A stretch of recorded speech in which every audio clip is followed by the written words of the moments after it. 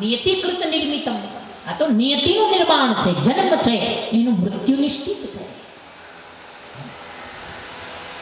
અમરતા સિવાય વરદાન માંગ.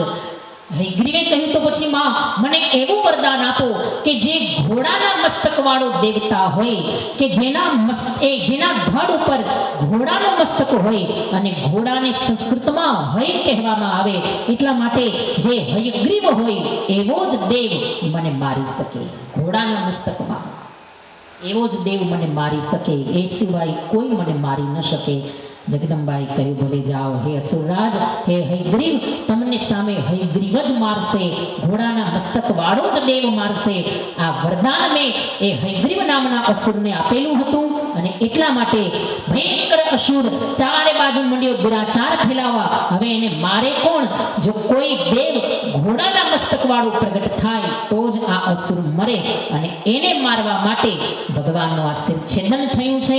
હે દેવતાઓ, જાઓ અશ્વનું મસ્તક કાપીને લાવો, અને નારાયણના ધડ ઉપર અશ્વનું મસ્તક રાખો.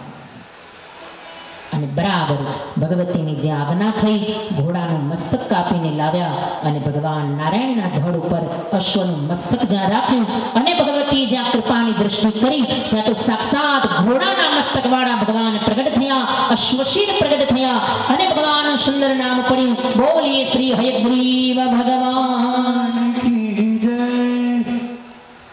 આ ભગવતી કૃપાથી હયગ્રીવ પ્રગટ થયા, હયગ્રીવ નામના રાક્ષસને મારવા માટે. અને જગદંબાએ ભગવાનને આજ્ઞા કરી, હે પ્રભુ, મારી આજ્ઞા છે, જાઓ હયગ્રીવનો વિનાશ કરો, તમારા જ હાથે એ હયગ્રીવ મરશે. અને ભગવાન હયગ્રીવ ભગવાને એ રાક્ષસ સામે ઘણા વર્ષે યુદ્ધ કર્યું, અને આખરે ભગવાન હયગ્રીવે એ અસુરનો વિનાશ કર્યો. અને તમામ દેવતાઓએ જગદંબાની પ્રાર્થના કરી, જગદંબાની પૂજા કરી, જગદંબાનો જય જયકાર કર્યો. બોલીએ શ્રી જગદંબે માતની જય. નૈમિષારણ્યમાં સોનક ઋષિએ શુકજીને પૂછ્યું, મહારાજ, આ હયગ્રીવ અવતારની કથા તો તમે સંભળાવી, પણ મહારાજ તમે કંઈક કહેતા હતા કે મધુ કૈટભ વધ પણ ભગવાને કર્યો, અને એ પણ માતાજીની કૃપા. હે મહારાજ, અમારી મધુ કૈટભ વધની કથા સાંભળવી છે.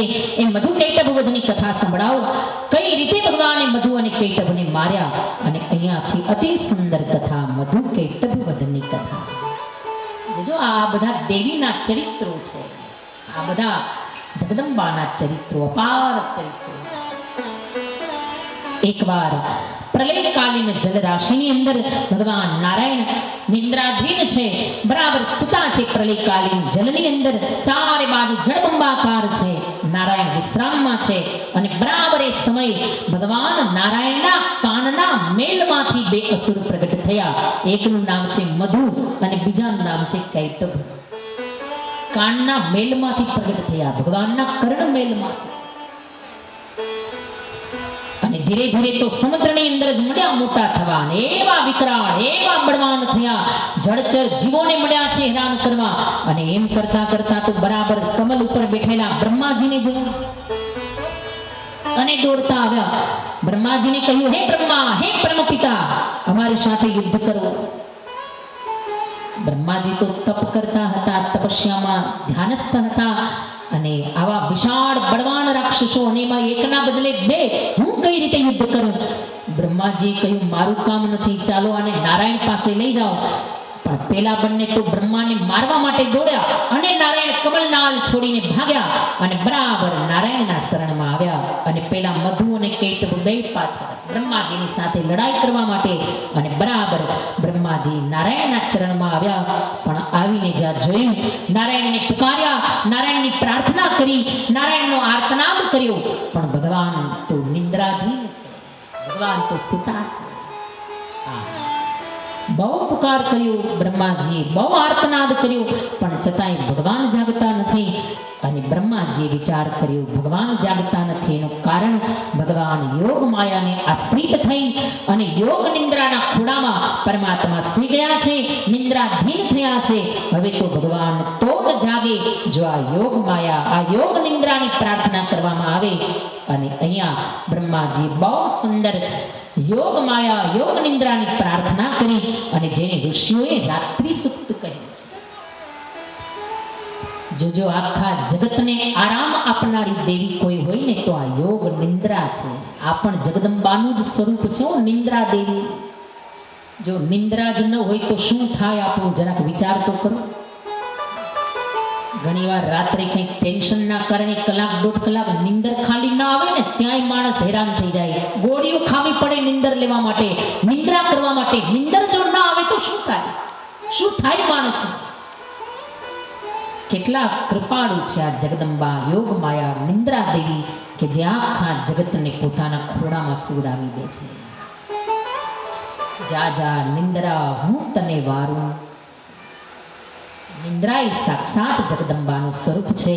અને અહીંયા બ્રહ્માજીએ યોગ નિંદ્રાની પ્રાર્થના કરી.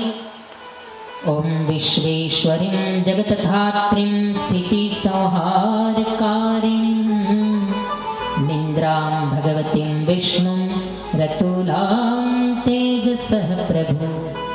બ્રહ્મોવાચ ત્વં સ્વાહા ત્વં સ્વધા ત્વં હિ વશત્કારઃ સ્વરાત્મિકા સુધા ત્વમક્ષરે નિત્યે ત્રિધા માત્રાત્મિકા સ્થિતા અર્ધમાત્રા સ્થિતા નિત્યા યાનુચ્ચાર્યા વિશેષતઃ ત્વમેવ સંધ્યા સાવિત્રી ત્વં દેવી જનની પરા ત્વયેતદ્ધાર્યતે વિશ્વં ત્વયેતત્સૃજ્યતે જગત ત્વયેતત્પાલ્યતે દેવી ત્વમસ્યન્તે ચ સર્વદા.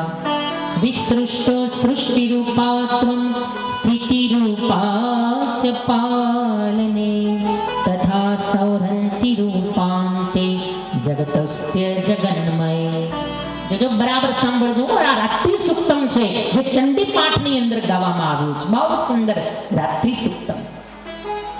મહાવિદ્યા મહામાયા મહામેધા મહાસ્મૃતિ મહામોહા ચ ભવતી મહાદેવી મહાસુરી પ્રકૃતિસ્ત્વં ચ સર્વસ્ય ગુણત્રય વિભાવિની કાલરાત્રિર્મહારાત્રિર્મોહરાત્રિશ્ચ દારુણા ત્વં શ્રીસ્ત્વમીશ્વરી ત્વં હ્રીસ્ત્વં બુદ્ધિર્બોધલક્ષણા લજ્જા પુષ્ટિಸ್ತથા તુષ્ટિસ્ત્વં શાંતિઃ ક્ષાંતિરેવ ચ ખડ્ગિની શૂલિની ઘોરા ગદિની ચક્રિણી તથા શંખિની ચાપિની બાણ ભૂષુંડી પરિઘાયુધા સૌમ્યા સૌમ્યતરાશેષ સૌમ્યેભ્યસ્ત્વતિ સુંદરી પરા પ્રાણામ પરમા ત્વમેવ પરમેશ્વરી યચ્ચ કિંચિત ક્વચિદ્વસ્તુ સદસદ્વાખિલાત્મિકે તસ્ય સર્વસ્ય યા શક્તિઃ સા ત્વં કિં સ્તુયસે તદા યયા શરીરગ્રહણ મહમીશાન એવ ચ કારિતાસ્તે યતો તસ્ત્વાં કઃ સ્તોતું શક્તિમાન ભવેત. સા ત્વમિત્થં પ્રભાવેઃ સ્વેરુદારેર્દેવી સંસ્તુતા મોહયેતો દુરાધરસા વસુરો મધુકૈટભો પ્રબોધં ચ જગત્સ્વામી નિયતામચ્યુતો લઘુ બોધશ્ચ ક્રિયતામસ્ય હન્તુ મૈતો મહાસુર. આખું રાત્રિ સુક્તમ કે જે નિંદ્રા દેવીની ઉપાસના છે, જે યોગ માયા યોગ નિંદ્રાની પ્રાર્થના છે. અને બ્રહ્માજીએ સુંદર રાત્રિ સુક્તમ ગાયું અને મા ભગવતી યોગ નિંદ્રાનું આહ્વાન કર્યું. હે મા, હે ભગવતી, તમે વિષ્ણુના નેત્રમાંથી બહાર આવો તો વિષ્ણુ ભગવાન જાગૃત થાય અને તો મધુકૈટભનો વિનાશ થાય. હે મા, હે યોગ નિંદ્રા, તમે હવે કૃપા કરો. અને રાત્રિ સુક્તમનો પાઠ જ્યાં બ્રહ્માજીએ કર્યો અને ત્યાં તો નારાયણની નેત્રમાંથી, નારાયણની આંખમાંથી ભગવતી યોગ નિંદ્રા સુંદર સ્વરૂપે, ચતુર્ભુજ સ્વરૂપે માતાજી ભગવતીના એ ભગવાનના નેત્રમાંથી બહાર આવ્યા. અને જેવા યોગ નિંદ્રા નેત્રમાંથી બહાર આવ્યા ત્યાં તો ભગવાન તુરંત જાગૃત થયા. ભગવાનની આંખ ખુલી અને સામે બ્રહ્માજીને કહ્યું, હે બ્રહ્મદેવ, હે પરમ પિતા, આમ અચાનક આટલા ચિંતામાં, આટલા વ્યાકુળ થઈને તમે આવ્યા, શું કારણ છે બ્રહ્મા? શા માટે આટલા ચિંતિત બની આટલા દોડતા આવ્યા? બ્રહ્માજીએ હાથ જોડ્યા, કહ્યું, મહારાજ, આ મધુ અને કૈટભ જે તમારા કર્ણમેલમાંથી પ્રગટ થયા, મહારાજ મને મારવા માટે દોડ્યા છે. ત્યારે મેં યોગ માયાની પ્રાર્થના કરી, યોગ નિંદ્રાની પ્રાર્થના કરી અને ત્યારે હવે આપ જાગ્યા છો. એ માં ભગવતી તમારા નેત્રમાંથી નીકળ્યા અને ત્યારે આપ જાગૃત થયા. કેવી કૃપા છે નિંદ્રા દેવીની કે ટાણું થાય એટલે નિંદર આવી જાય. હવે આવી ગયા પછી જાગો જ નહીં તો ખરેખર જુઓ તો ખરા માતાજીની કૃપા અને એની લીલા તો જો આ બધું આપણી બહાર છે, બુદ્ધિની બહાર છે. તમે સમજી જ નહીં શકો કે કઈ રીતે નિંદર આવે છે અને કઈ રીતે પાછી નિંદર જાય છે. આ લીલાને સમજવી, આ ખાલી નિંદર એક સમજાઈ જાય તોય આખી લીલા સમજાઈ જાય. કેવી રીતે નિંદર આવી જાય છે વિચાર તો કરો. અને નિંદરમાં પાછા આપણે સપના જોઈએ, કોક આપણી વાહે ભાગતું હોય ને આપણે કોકની વાહે ભાગતા હોય. કેવા કેવા સપનાઓ, ખબર નહીં આપણે ત્યારે ક્યાં હશું. અને છતાંય પાછા આપણે જીવતા છીએ, છતાંય આપણે જીવીએ તો છીએ. આ એક પ્રકારનું લઘુ મૃત્યુ છે, નાનકડું એવું મૃત્યુ જ કહેવાય ને, નિંદ્રા. અને પાછા સવારે માતાજી કેવી કૃપા કરે કે સમય થાય એટલે તમારી નિંદ્રા જાગી જાય, ફરી પાછા સ્વસ્થ થઈ જાઓ. અદ્ભુત લીલા, અદ્ભુત લીલા. ક્યારેક ખાલી એકાંતમાં બેસીને આવા બધા વિચાર કરશો ને, ખાલી માતાજીની લીલાને જો યાદ કરશો ને, તો પણ ક્યારે આપણને આપણી ચતુરાઈનું, આપણી હોશિયારીનું, આપણી વ્યવસ્થાનું ક્યારે અભિમાન જીવનમાં નહીં આવે. અભિમાન જો દૂર કરવું હોય ને તો દિવસમાં એકવાર જગદંબાની લીલાને યાદ કરજો. કેવી લીલા, અટપટી લીલા, બુદ્ધિથી નહીં સમજાય ભાઈ. કારણ કે જ્યાં આપણી બુદ્ધિના સીમાડા પૂરા થાય છે ને ત્યાંથી તો એની લીલા શરૂ થાય છે. ત્યાં તો આપણી બુદ્ધિના સીમાડા પૂરા થઈ જાય, ત્યાંથી એની લીલા શરૂ થાય. પૃથ્વી તણો પિંડો કર્યો, ઈરજ લાવ તો ક્યાંથી હશે. પૃથ્વી તણો પિંડો કર્યો, ઈરજ લાવ તો ક્યાંથી હશે. આ જગ ચાક ફેરવનારે કુંભાર બેઠો ક્યાં હશે. જગ ચાક ફેરવનારી કુંભાર બેઠો ક્યાં હશે. પૃથ્વી તણો પિંડો કર્યો તો એ રજ લાવતો ક્યાંથી હશે. આવડી મોટી પૃથ્વી બનાવી કઈ રીતે લીલા કરતા હશે ભગવાન, ભગવતી, પરમાત્મા, પરમેશ્વરી. કેવી અદ્ભુત લીલા, અદ્ભુત લીલા. હરી તારી કળાનો નહીં પાર, મોરના ઈંડામાં રંગ મોહન ઈ કોણે પૂર્યો કીર્તાર. હરી તારી કળાનો નહીં પાર. પ્રભુ તારી અકળ ગતિ અને પતંગિયાના પેટમાં બતી. આવું ગામમાં જોવા મળે. તમે સાંજના સમયે વાડી બાજુ, ખેતર બાજુ જાઓ ને એટલે ઓલા આગિયા ઉડતા હોય, ઉડતા જઈને એના શરીરમાં લાઈટ થતી જાય. હવે ન્યા કોણ છેડા ફિટ કરવા ગયું, ન્યા કોણ લાઈટ ફિટ કરવા ગયું, છતાંય એના શરીરમાં લાઈટ થતી જાય. અને કવિએ લખી નાખ્યું કે પ્રભુ તારી અકળ ગતિ અને પતંગિયાના પેટમાં બતી.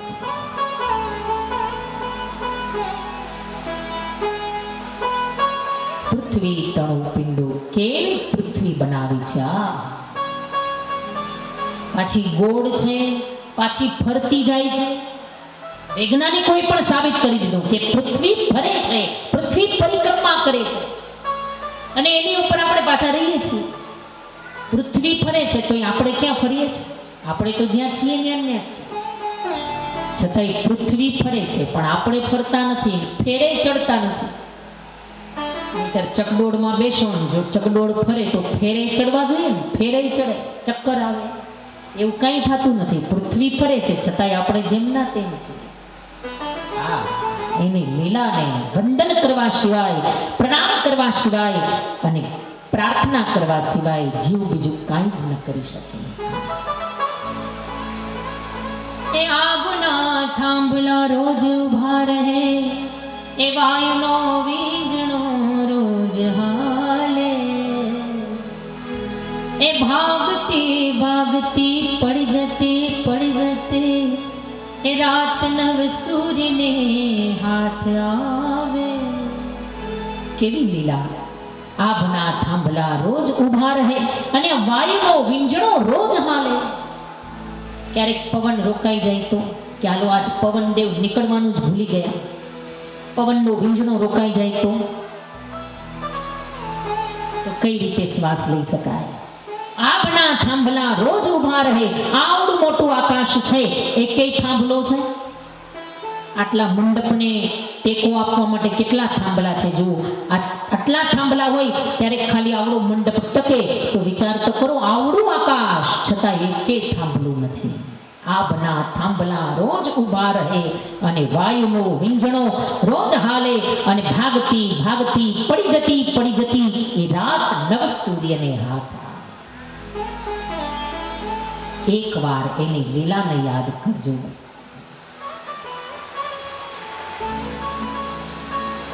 तेरी लीला सबसे न्यारी न्यारी हे हरि हरि.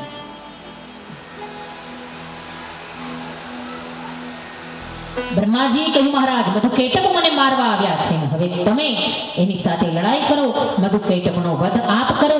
હે નારાયણ, હું તમારા શરણમાં આવ્યો છું. અને બરાબર નારાયણે યોગ માયાની વંદના કરી. યોગ માયાએ કહ્યું, હે નારાયણ જાઓ, મારી પણ આજ્ઞા છે, મધુકૈટભનો વિનાશ કરો, મધુકૈટભ સાથે લડાઈ કરો. અને બરાબર ભગવાન આવ્યા રણ મેદાનમાં. એક બાજુ મધુ અને કૈટભ બે રાક્ષસો અને એક બાજુ એકલા નારાયણ. અને ભગવાને કેટલા વર્ષો લડાઈ કરી? ચંડી પાઠમાં લખી નાખ્યું કે 5 વર્ષ સહસ્રાણી બાહુ પ્રહરણો વિભુ. 5000 વર્ષ સુધી ભગવાનની લડાઈ ચાલી. 5000 વર્ષ ભગવાને યુદ્ધ કર્યું. અને આ બાજુ બે ભાઈઓ મધુ લડતા લડતા થાકે એટલે ઈ સુઈ જાય, વળી કૈટભ આવે, કૈટભ લડાઈ કરે, વળી કૈટભ થાકે એટલે ઈ આરામ કરે, વળી પાછું મધુ આવે. આ બે ભાઈઓ વારા ફરતી વારા આવે અને ભગવાન એકલા ને એકલા 5000 વર્ષ સુધી લડાઈ કરી. આખરે તો ભગવાન થાકી ગયા. શું કરવું? અરે હવે તો મને થાક લાગવા, આ બે જણાને હું એકલો.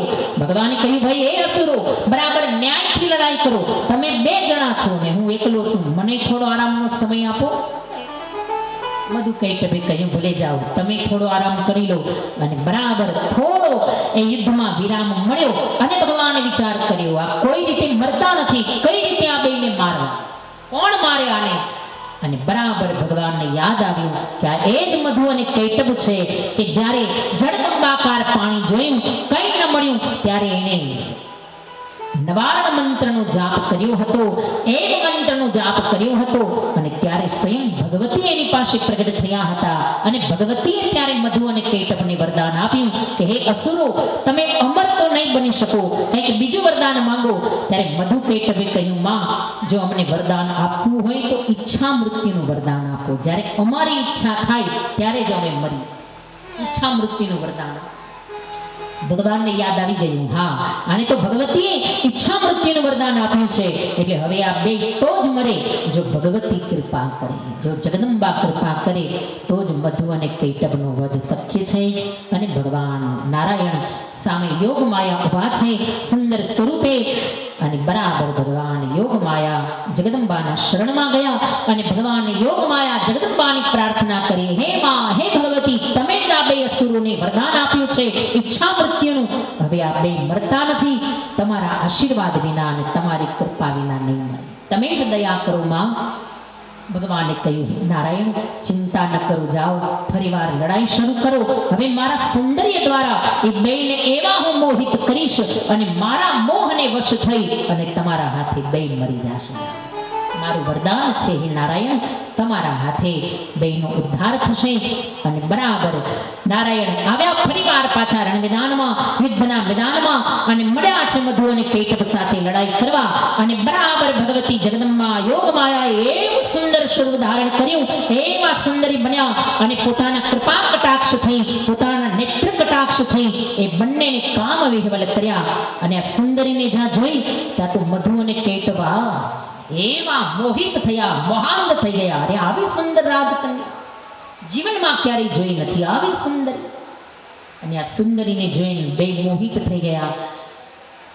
અને બરાબર આ સુંદરીને જોતા જોતા મંડ્યા લડાઈ કરવા કે આ સુંદરીને ખબર તો પડે કે અમે બે કેવા બળવાન છીએ. મંડ્યા એવી છટાથી યુદ્ધ કરવા અને એ બેની છટા જોઈને ભગવાન રાજી થયા. કહ્યું, હે મધુકૈટભ, તમારી છટા જોઈને પ્રસન્ન થયો, માંગો શું વરદાન આપું તમને. હું પ્રસન્ન થયો છું નારાયણ, માંગો શું વરદાન આપું.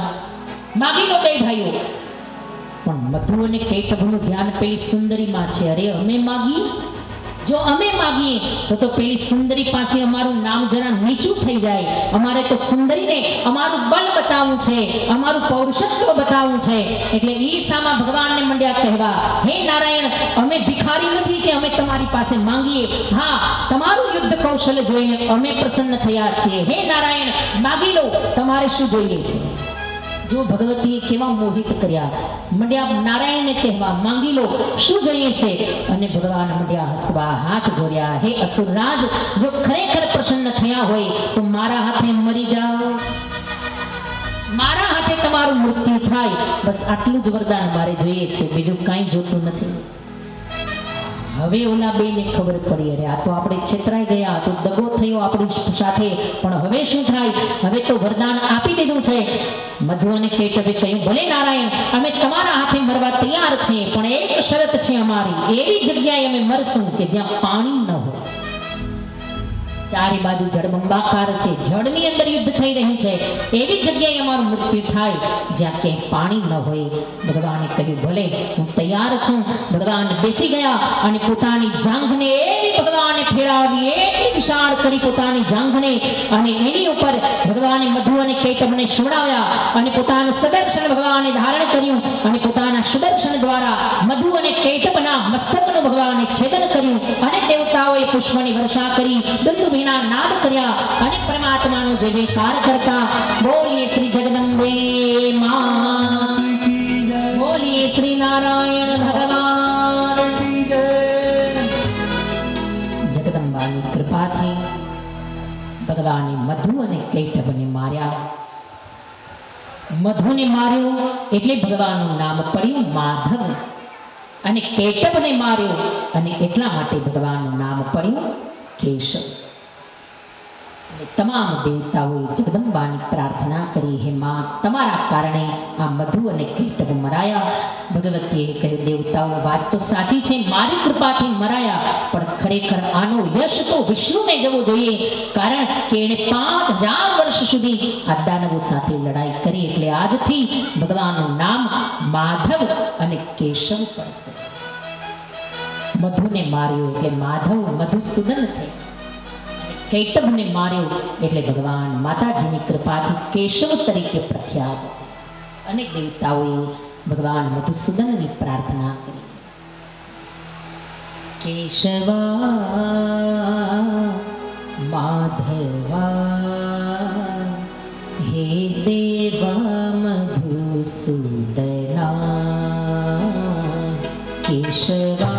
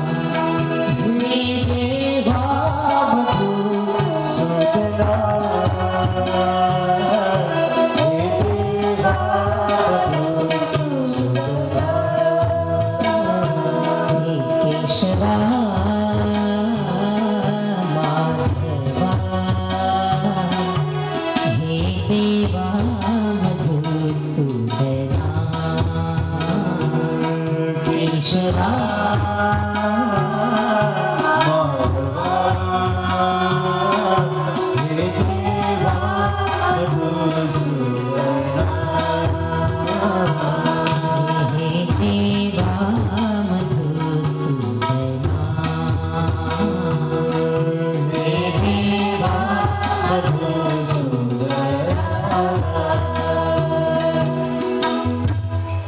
અહીંયા તમામ દેવતાઓએ ભગવાન માધવ, ભગવાન કેશવ, ભગવાન મધુસૂદનની સુંદર પ્રાર્થના કરી, જગદંબાની ભગવાનની પ્રાર્થના કરી અને અહીંયા મધુ અને કૈટબ ભગવાનના હાથે મરાયા, પણ ભગવતીની કૃપાથી મરાયા. પરમાત્માની કરુણા, ભગવતીની કરુણા એ મધુ અને કૈટબ ઉપર ઉતરી અને બંનેનું તેજ ભગવતીના ચરણમાં ભણ્યું છે. અહીંયા સુંદર મધુ કૈટબ વધની કથા સંભળાવી.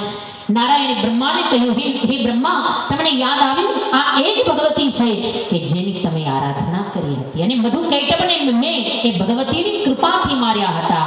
આ એ જ જગદંબા, આ એ જ ભગવતી. બ્રહ્માએ મને સંભળાવી અને આજે એ જ ભગવતીનો મહિમા હે વ્યાસજી હું તમને સંભળાવી રહ્યો છું.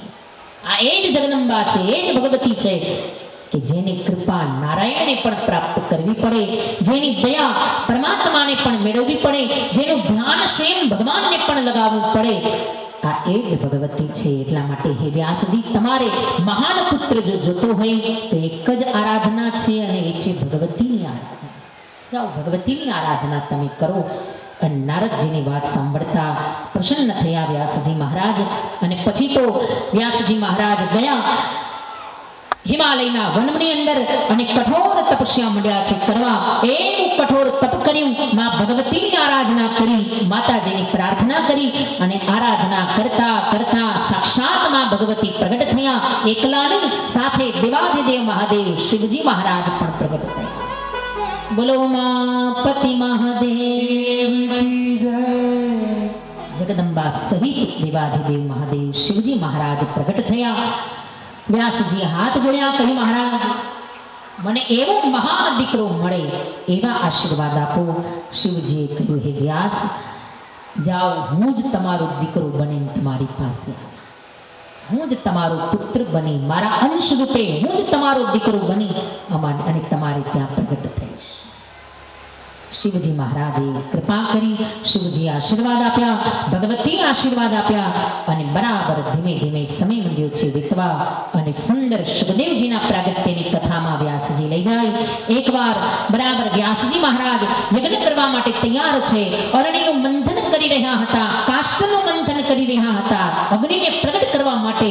અને બરાબર એ સમય આકાશની અંદર એક ઇન્દ્રની અપ્સરા, અને જેનું નામ છે ધૃતાચી, બરાબર ધૃતાચી નામની અપ્સરા આકાશમાં ઊભી છે. એવી સુંદર અપ્સરા. અને બરાબર અહીંયા અરણીનું મંથન ચાલે છે અગ્નિને પ્રગટ કરવા માટે. અને બરાબર વ્યાસજીની અચાનક નજર એ ધૃતાચી નામની અપ્સરા ઉપર પડી અને અપ્સરાની સુંદરતાને જ્યાં જોઈ અને વ્યાસજી મહારાજે સહર્ષ કામનો સ્વીકાર કર્યો છે. કારણ કે પુત્રેષણા છે એટલે કામનો સ્વીકાર કરવો જ પડે. કામદેવને સ્મર્યા, કામનો સ્વીકાર કર્યો અને બરાબર એ સમયે એ કામ વિહવલ થયા વ્યાસજી. અને એ સમયે વ્યાસજીનો શક્તિપાત થયો અને શરીરની જે શક્તિ છે એ કાષ્ટ ઉપર પડી, અરણી નામના કાષ્ટ ઉપર પડી અને એવો ચમત્કાર થયો.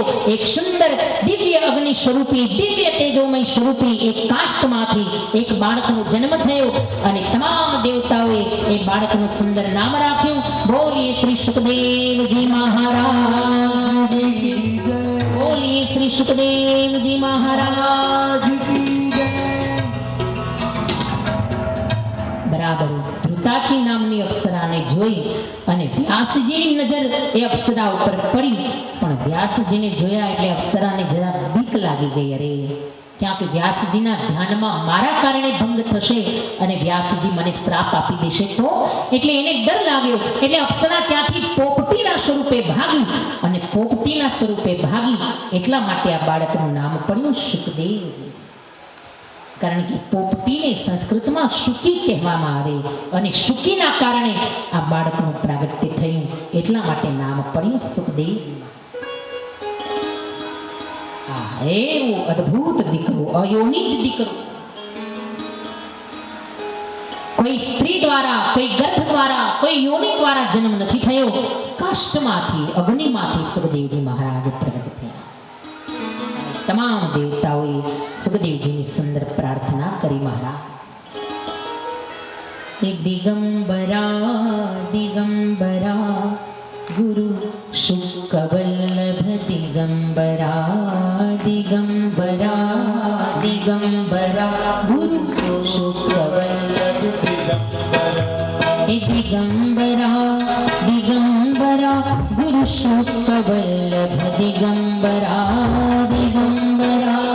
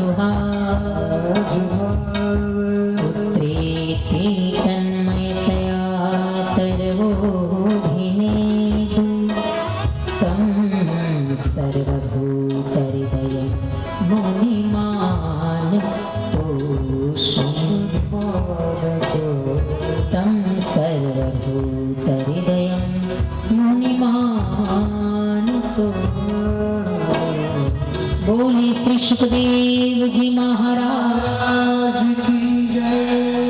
અહીંયા વ્યાસનંદન શ્રી સુખદેવજી મહારાજનું સુંદર પ્રાગટ્ય થયું. સુખદેવજીના પ્રાગટ્યની સુંદર કથા સંભળાવી. પછી તો ધીરે ધીરે સુખદેવજી મહારાજ મળ્યા છે મોટા થવા અને બરાબર સુખદેવજી યુવાવસ્થાએ પહોંચ્યા, યુવાન થયા. એવું સુંદર દેદીપ્યમાન સ્વરૂપ છે સુખદેવજી. અહીંયા થોડી કથા વણાક લે છે. શ્રીમદ ભાગવતની કથાથી દેવી ભાગવતની કથામાં થોડો કલ્પભેદ બતાવે છે. શ્રીમદ ભાગવતની અંદર સુખદેવજી મહારાજ જન્મજાત વૈરાગી છે. જન્મ લેતાની સાથે સીધા હિમાલયની ગુફામાં ગયા. જ્યારે દેવી ભાગવતમાં થોડી કલ્પભેદની કથા બતાવે છે. સુખદેવજી વ્યાસજીના આશ્રમમાં રહ્યા છે. પ્રગટ થયા પછી ધીરે ધીરે વર્ષો મળ્યા છે વીતવા, યુવાન થયા. બહુ સુંદર સ્વરૂપ છે સુખદેવજી મહારાજનું, કારણ કે સાક્ષાત અગ્નિમાંથી પ્રગટ થયા. અગ્નિ જેવું સુંદર તેજોમય સ્વરૂપ છે. અને ધીરે ધીરે સમય જતા યુવાન થયા અને હવે વ્યાસજીના હૃદયમાં ઈચ્છા થઈ, અરે મને દીકરો તો મળ્યો, પણ હવે મારા દીકરાના ધામે ધૂમે પ્રેમથી લગ્ન કરાવું એવી મારી ઈચ્છા છે. સ્વાભાવિક છે, દરેક મા બાપની ઈચ્છા હોય કે દીકરો મળે, દીકરો વરરાજો બને, ઘોડે ચડે, મોતીના દાણા જેવી વહુ લઈ આવે. તો જો કે આવ્યા પછી ખબર પડે કે કયો દાણો આવ્યો. દરેક મા બાપની આવી ઈચ્છા હોય. વ્યાસજીની પણ એવી ઈચ્છા છે, મારા દીકરાના લગ્ન થાય, સરસ મજાની પુત્રવધુ મારા ઘરમાં આવે. સુખદેવને કહ્યું, બેટા તારા લગ્ન કરાવવા છે મારે. પણ સુખદેવજીએ હાથ જોડ્યા, કહ્યું, નહીં પિતાજી, મારે અખંડ બ્રહ્મચારી રહી અને મારે તો ભગવાનનું ભજન કરવું છે, પરમાત્માનું પરમેશ્વરીનું ભજન કરવું છે મહારાજ. પિતાજી મારે લગ્ન નથી કરવા. બહુ સમજાવ્યા વ્યાસજીએ, પણ સુખદેવજી માનવા તૈયાર નથી. બહુ સમજાવ્યા. પિતાએ હઠ પકડી, વ્યાસજીએ હઠ પકડી, ગમે તે થાય મારા દીકરાના મારે લગ્ન કરાવવા છે. સુખદેવજી પણ હઠે ભરાયા, ગમે તે થાય હું લગ્ન ન કરું, હું લગ્ન નહીં કરું, મારે બ્રહ્મચારી રહી અને મારે તો આ કોઈ માયામાં ફસાવું નથી મહારાજ. એ પિતાજી લગ્ન કરું એટલે માયા મને પકડશે. કેટલી જવાબદારીઓ, કેટલી માયા, કેટલા કર્તવ્યો. વ્યાસજીએ બહુ સમજાવ્યા, કહી બેટા ખરેખર ગ્રસ્થાશ્રમમાં રહી અને ભગવાનનું ભજન કરવું ને એ શ્રેષ્ઠમાં શ્રેષ્ઠ અવસ્થા છે, યાદ રાખજો. સાધુ બનીએ, ભગવા પહેરીએ, હિમાલયમાં જઈએ અને પછી ભગવાનને ભજીએ, એ તો પછી તો આમ તો છૂટકોય નથી ને. માળા સિવાય બીજું કરવું શું પછી? બાવા બન્યા પછી તો છૂટકાય નહીં. માળા જ કરવાની હોય ને, પછી તો પૂજા જ કરવાની હોય, પછી તો જપ તપ જ કરવાનું હોય. પણ ગ્રસ્થાશ્રમમાં રહી, ઘરમાં રહી, સંસારમાં રહી, સંસારના કર્તવ્યને નિભાવતા તમે ભગવાનનું ભજન કરો. આ સર્વશ્રેષ્ઠ ભજન છે, સર્વશ્રેષ્ઠ ભજન. અને જેટલા સંતોને ભગવાન મળ્યા એ કેય હિમાલયમાં નથી ગયા, બધા સંસારી છે. નરસિંહ મહેતા સંસારી છે, એમના પત્ની માણેક મહેતી, એમની દીકરી કુંવરબાઈ, જેનું મામેરું ભરવા માટે સ્વયં ભગવાન દુનિયાના નાથ શેઠ બનીને પધાર્યા. સાવરિયો છે શેઠ, એ મારી રાધાજી શેઠાની હે. સાવરિયો હે શેઠ, મારી રાધાજી શેઠાની હે. સાવરિયો હે શેઠ, મારી રાધાજી શેઠાની હે. સાવરિયો હે શેઠ, મારી રાધાજી શેઠાની હે. ये सारी दुनिया जानी है, આખી દુનિયા જાણી છે. બસ મારા માટે તો સાવરિયો હે શેઠ અને મારી રાધાજી શેઠાણી. કુંવરબાઈનું મામેરું ભર્યું, બાપનું શ્રાદ્ધ કરવા માટે આવ્યા અને શામળ શાહ શેઠ બનીને ભગવાને હુંડી સ્વીકારી. ક્યાં હિમાલયમાં ગયા છે, સંસારી છે. સખુબાઈ, શબરીબાઈ, મીરાબાઈ ક્યાં હિમાલયમાં ગયા છે? બધા સંસારની વચ્ચે રહીને ભગવાનનું ભજન કર્યું. સંસારમાં રહી, પરિવાર સાથે રહી, પોતાના કુટુંબની સાથે રહી, પરિવારમાં રહીને ભગવાનને ભજન. અને એમાં કલયુગ હાલે છે એટલે સંતોએ ના પાડી છે કે ઘર છોડીને તો ક્યાંય જાતા નહીં. ઘણાઈને બહુ અભરખા હોય હિમાલયમાં જવાના, પણ હિમાલય કઈ હેલું નથી જવું. કારણ કે ન્યાય ગયા પછી માયા ન્યાય વાહે તો આવશે, માયા ન્યાય મૂકશે નહીં. ન્યાય નવી માયા ઊભી થાય, એના કરતા હજી છે શું ખોટી છે? બહુ સારી છે, બહુ સરસ. ન્યાય નવી માયા ઊભી કરવી એના કરતા આ છે બહુ સારી છે. પેલા જ આપણે જોયું ને કે આપણામાં મકાન માટે ઝઘડા છે તો ન્યાય કઈ શાંતિ નથી. હિમાલયમાં ગયા પછી આશ્રમો માટે ઝઘડા છે, ન્યાય ક્યાં શાંતિ છે?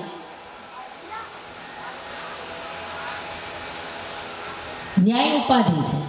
આ જ બધી ઉપાધિ જો ત્યાં જઈને કરવી હોય તો પછી આ શું ખોટું છે? આ પરિવાર શું ખોટો છે? કે જેણે તમને જન્મ આપ્યો, જે મા બાપે તમને જન્મ આપ્યો, ઉછેરીને મોટા કર્યા, જે પરિવારના કારણે તમે જગતમાં પૂછાતા થયા, તમારું કંઈક સ્થાન તમને પ્રાપ્ત થયું, એ પરિવારને છોડીને ક્યાં જાશો? એની વચ્ચે રહીને એ કર્તવ્ય નિભાવતા તમારા પરિવારને સાચવતા, તમારા વડીલોની સેવા કરતા, તમારા બાળકોને સાચવતા ભજન કરો. આ સર્વશ્રેષ્ઠ ભજન છે. ક્યાંય જવાની જરૂર નથી, ક્યાંય જવાની જરૂર નથી. કથાનું શ્રવણ કરતા, સાધુ સંતોનો સંગ કરતા. એ સાધુ તેરો સંગડો ન છોડું मेरे लाल, ए लाल मेरा दिल ना संतो, रागी रे बैरागी रामा, ए जोयू में तो जागी रे, લાગી રે વેરા, જોયું મેં તો જાગી.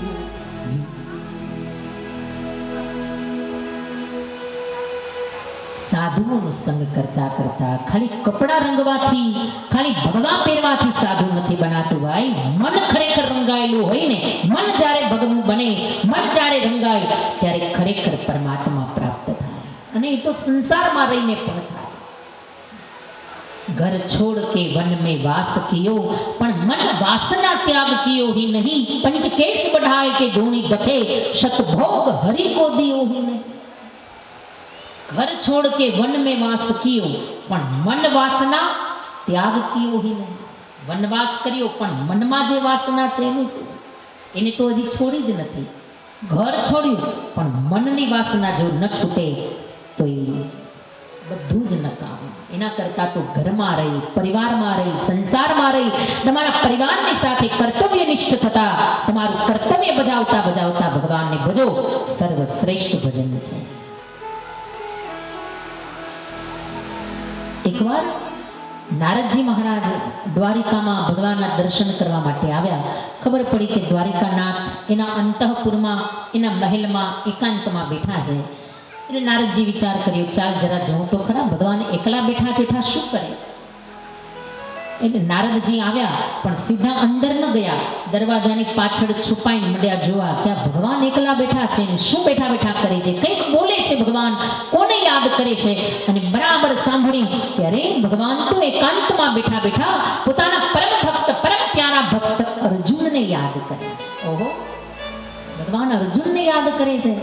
બહુ સારી વાત છે કે ભગવાન અર્જુનને યાદ કરે છે, બહુ સારું. પણ તોય મનમાં ખૂણે ક્યાંક એવું તો લાગ્યું કે સારું છે ખરા કે અર્જુનને યાદ કરે છે, પણ છતાંય મને જો યાદ કરે તો વધારે મને મજા આવે, તો વધારે આનંદ આવે. આ ભગવાન મને કેમ યાદ નથી કરતા, લાવ જરા પૂછી તો લઉં. એટલે આવ્યા મહેલમાં અને ભગવાનને વંદન કરીને કુશળ સમાચાર પૂછ્યા. અને પછી કહ્યું, મહારાજ ક્યારના ઊભો ઊભો જોઉં છું કે ક્યારના તમે બેઠા બેઠા અર્જુનને યાદ કરતા હતા.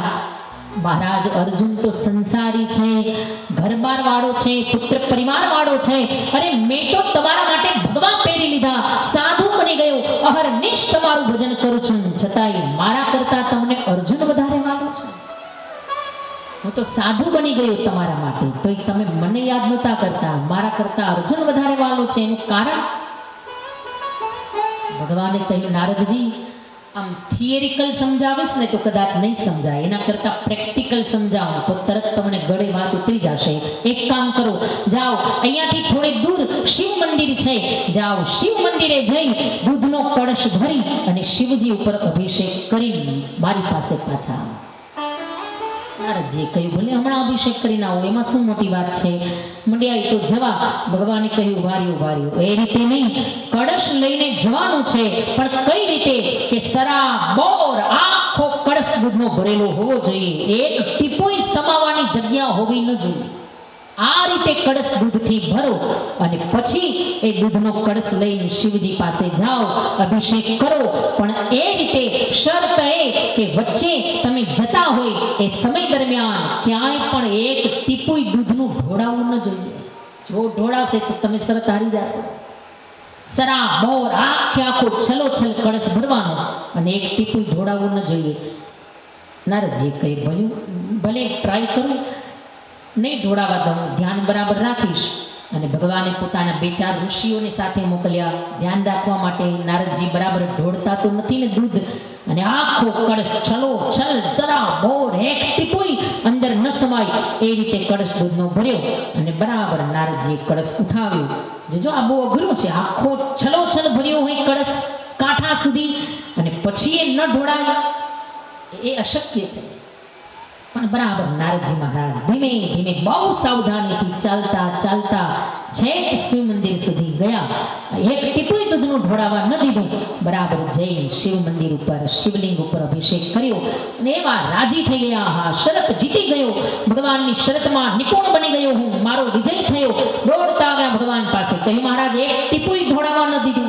જોયું આપણું ધ્યાન, જોઈ આપણી સાવધાની, જોઈ આપણી ચતુરાઈ. ભગવાને કહ્યું, વાહ નારદજી, બહુ આનંદ થયો મને કે તમે શરત જીતી ગયા, એક ટીપુય દૂધનું ઢોળાવા ન દીધું. પણ હવે મને જવાબ તમે આપો કે તમે દૂધનો કળશ લઈને ગયા, એટલી વારમાં, એટલા રસ્તામાં તમે કેટલી વાર મને યાદ કર્યો, તમે કેટલી વાર મારું સ્મરણ કર્યું. નારદજીએ કહ્યું, મહારાજ તમે ખરા છો, એક હારે 2 કામ થતા હશે. હા, એકવાર તમારું નામ લેવા માટે ખાલી મોઢું ખોયલું, નારાયણ તો બોલ્યો નથી, નકારે નથી નીકળ્યો, ખાલી મોઢું જ્યાં ખોલ્યું ને ત્યાં કળશ મંડ્યો ડગમગાવા. એટલે વિચાર કર્યો કે ત્યારે નારાયણને મેલો પડતા પેલા દૂધનું ધ્યાન રાખો. એટલે મહારાજ માફ કરજો, એકવારે તમારું સ્મરણ નથી કરી શક્યો. ભગવાને કહ્યું, બસ ત્યાં જ અર્જુનની જીત છે કે અર્જુન સંસારના દૂધને ઢોળાવાય નથી દેતો અને છતાંય મારા નામને ભૂલતોય નથી. એટલા માટે હું એનું ભજન વધારે કરું છું, એટલા માટે એનું સ્મરણ હું વધારે કરું છું. કારણ કે આ સંસારને સાચવવો ને એ છલોછલ ભરેલા દૂધના કળશને સાચવવા જેવું છે. આ સંસાર સાચવવો કંઈ હેલો નથી, અઘરો છે બહુ. અને છતાંય સંસારમાં ક્યાંય કોઈને દુઃખ ન લાગે, કોઈ સંબંધોમાં ક્યાંય કડવાશ ના આવે, ક્યાંય કોઈને તકલીફ ન પડે, આ બધું સાચવતા સાચવતા કેટલા વ્યવહારો સાચવવાના હોય, કેટલા વ્યવહારો. અને આ બધું કરતા કરતા આપણે ભગવાનને ભજીએ છીએ. આ સર્વશ્રેષ્ઠ ભજનનો માર્ગ છે, સર્વશ્રેષ્ઠ માર્ગ. સંસાર અને સર્વેશ્વર આ બેયને સાથે રાખીને તમે ભગવાનને ભજો, આ સર્વશ્રેષ્ઠ ઉપાય. નારદ અર્જુના બે કામ એક હારે કરે છે. તમે તો ભગવા પેરા જ છે, પછી તો માળા કર્યા સિવાય છૂટકો જ નથી ને. તમારે ક્યાં સંસાર સાચવવાનો? તમારે છે કોઈ ફરવા લઈ જવાના? આગળ હાથ પાછળ હાથ રક્ષા કરે ગોરખના, કઈ છે જ નહીં ચિંતા. નારાયણનું નામ લ્યો, ખાઓ પીઓ લેર કરો. જ્યારે સંસારીને કેટલી ચિંતાઓ, કેટલા ટેન્શનો, અને છતાંય મારું નામ ન ભૂલે એટલા માટે મને સાધુ કરતાંય વધારે સંસારીનું ભજન ગમે છે. આવા બધા દ્રષ્ટાંતો વ્યાસજીએ સુખદેવજીને આપ્યા, પણ છતાંય સુખદેવજી ન માન્યા. મારે લગ્ન નથી કરવા.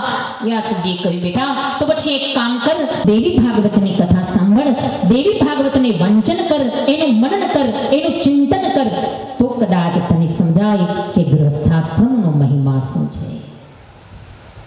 સુખદેવજીએ કહ્યું, પિતાજી દેવી ભાગવત કોનો મહિમા એમાં ગાયો છે? કોણ છે એમાં મુખ્યત્વે? કોની આરાધના છે? વ્યાસજીએ કહ્યું, બેટા આ એ જ જગદંબા છે, આ એ જ મહાશક્તિ, આદ્ય શક્તિ છે કે જેણે બાલમુકુંદ જ્યારે વટપત્રની અંદર સૂતા હતા અને ત્યારે અડધા શ્લોકની અંદર દેવી ભાગવતનો મહિમા સંભળાવ્યો.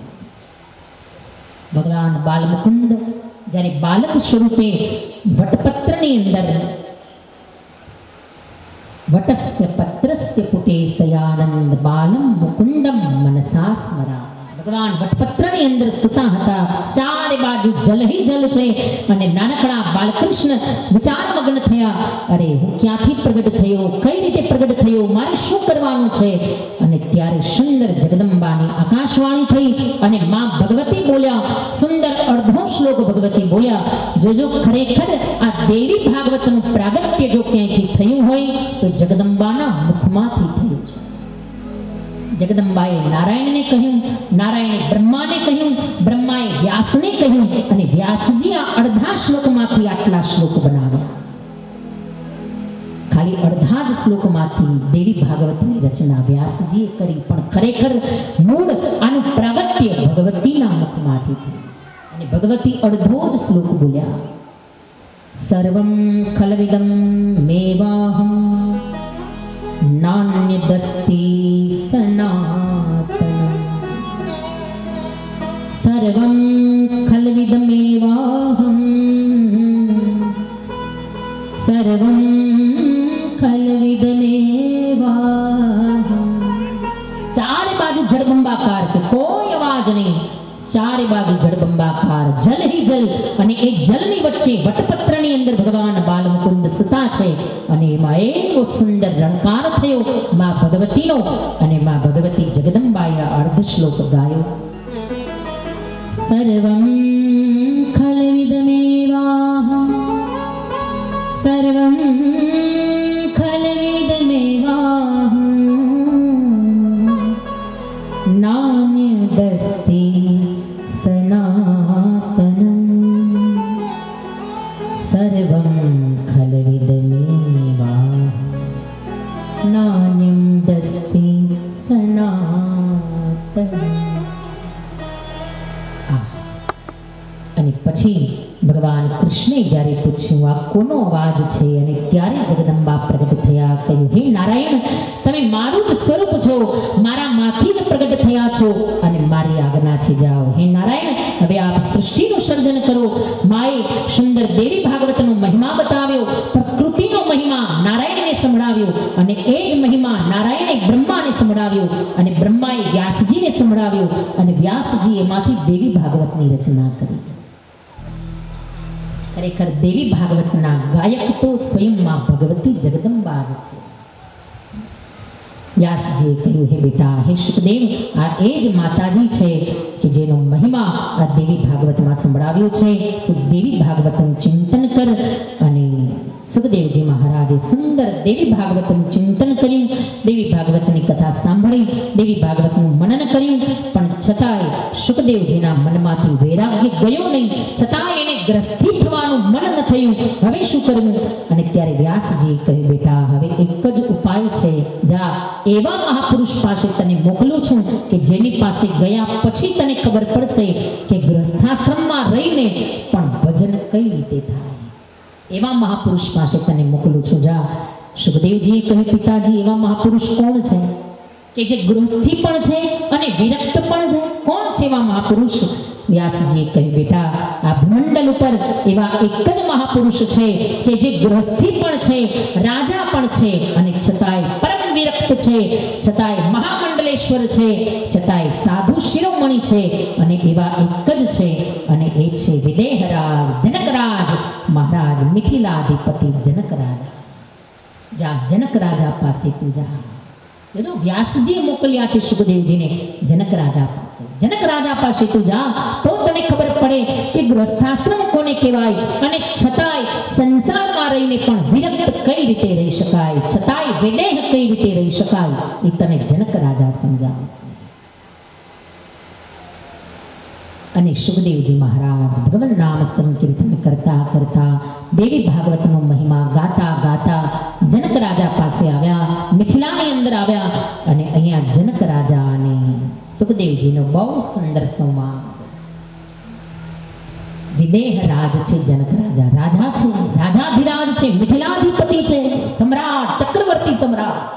પણ છતાંય જનક રાજા કેવા છે? પરમ વિરક્તા, પરમ વિરક્ત છે.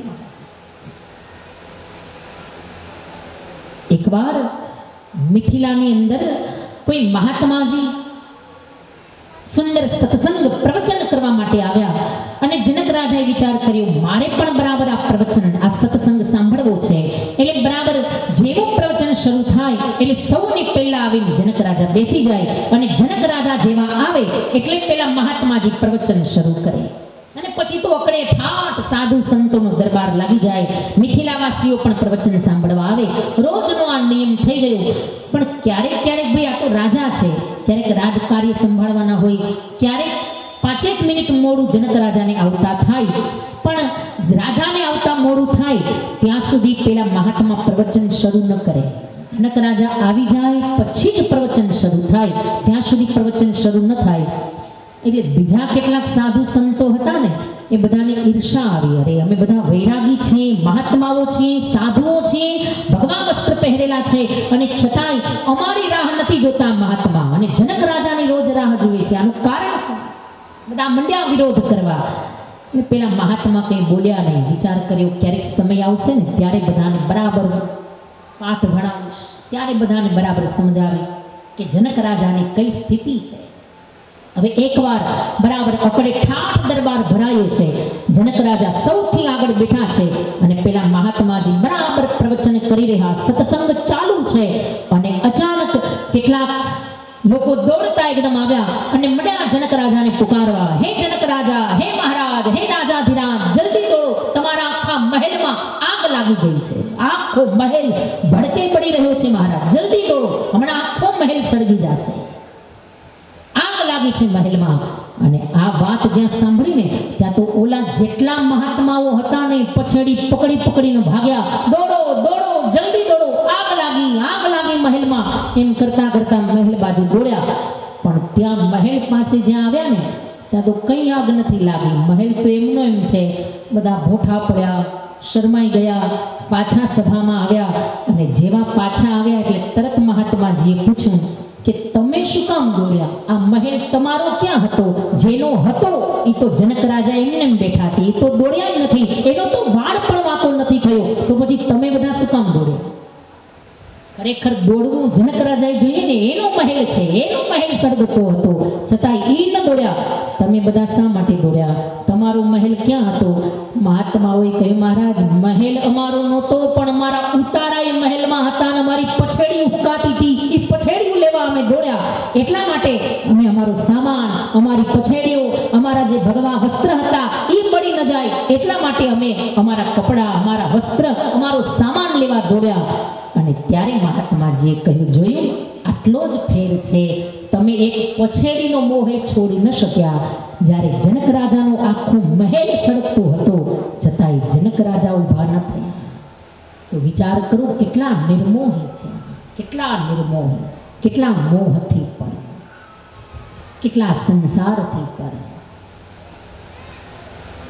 સુખદેવજી મહારાજ એવા જનક રાજા પાસે આવ્યા અને જનક રાજાએ સુંદર શિખામણ સુખદેવને આપી. કહ્યું હે સુખદેવજી, હે વ્યાસનંદન, ખરેખર ગ્રસ્થાશ્રમમાં રહી અને ભગવાનનું ભજન કરવું એ અદ્ભુત ભજન છે. ઘણા દ્રષ્ટાંતો આપ્યા, ખૂબ સુંદર શિખામણો આપી, સુંદર કથાઓ સંભળાવી અને જનક રાજાના શબ્દ સાંભળી સુખદેવજી પ્રસન્ન થયા. પછી તો પાછા પિતાના આશ્રમની અંદર આવ્યા, લગ્ન કરવા માટે તૈયાર થયા. અને અહીંયા વ્યાસજી મહારાજે સુખદેવજીના ધામે ધૂમે લગ્ન કર્યા. દેવી પીવડી દેવી સાથે સુખદેવજીના લગ્ન થયા. 4 દીકરાઓ થયા સુખદેવજીને ત્યાં, જેના અહીંયા નામ બતાવ્યા. કૃષ્ણ, ગૌરપ્રભ, ભૂરી અને દેવશ્રુત નામના 4 દીકરાઓ થયા. એક દીકરીનો જન્મ થયો અને જેનું નામ છે કીર્તિ દેવી. આવા 5 સંતાનો સુખદેવજીને ત્યાં થયા. 4 દીકરાઓ, એક દીકરી. અને ધીરે ધીરે સમય મંડ્યો છે વીતવા અને આખરે સુખદેવજી મહારાજ કૈલાસ ઉપર ગયા અને કઠોર તપસ્યા કરી અવિચલ સમાધિમાં મસ્ત થયા. વ્યાસજી મહારાજ દીકરાના વિયોગમાં જ્યારે મળ્યા રડવા, ત્યારે સ્વયં શિવજી આવ્યા અને શિવજી આવીને સમજાવ્યા, હે વ્યાસ, આપ રુદન ન કરો. હવે એ સુખદેવ જે મારો જ અંશ હતો એ મારામાં ભળી ગયો છે. હવે તમે પાછા તમારા આશ્રમમાં પધારો. વ્યાસજી આશ્રમની અંદર આવ્યા અને અહીંયા સુંદર સુખદેવજીના ચરિત્રને વિરામ આપી અને શ્રી દેવી ભાગવતના આ પ્રથમ સ્કંદને અહીંયા વિરામ આપતા इति श्रीमद्देवी भागवत कथायाम प्रथम स्कंद समाप्तोयम वयम समर्पयेत श्री मां बहुचर चरण कमलेभ्यो नमो नमः. बोलिए श्री बहुचर मात की जय. बोलिए श्री जगदम्बे मात की जय. बोलिए श्री आदिशक्ति अन्नपूर्णा मात की जय. ओम नमः पार्वती पते. हर हर महादेव हर. અહીંયા પ્રથમ સ્કંદને વિરામ આપી અને અંબે માત કી જય. પુરા દાદાની જય. વાછડા દાદાની જય. વછરા